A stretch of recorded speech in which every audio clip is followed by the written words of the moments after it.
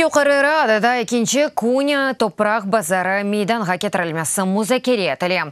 Күндерді бұнды 11 қанун лейхасы бір президент тарафындан көстірілді. Дегерлері альтернатив қайдалер аққында қавға бір қач сат девам етті.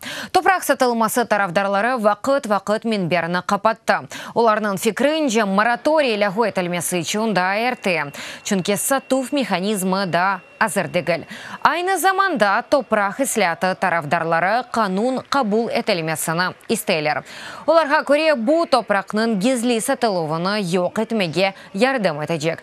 Ән чоқ четел адамларына топрақ сатылуы музакере етілді. Алазарда бұл мадде президент қанун лейхасындан алып ташланды.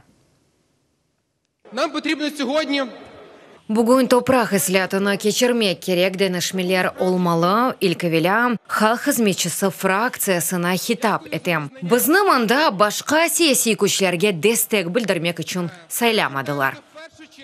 Це не просте рішення, щоб його так за одну хвилину приймати. Бұл бір дақай чынды қабыл етілежек қарар дегіл. Әркез бұны қонуша. Чифтчілер, саясетчілер, иқтисатчылар. Бұл кечік фермачының меселесі дегіл. Бұл стратегик саясет меселесі. Яда әрі шейімізні сатып, бір шейсіз қалажақ мемлекет олажақмыз.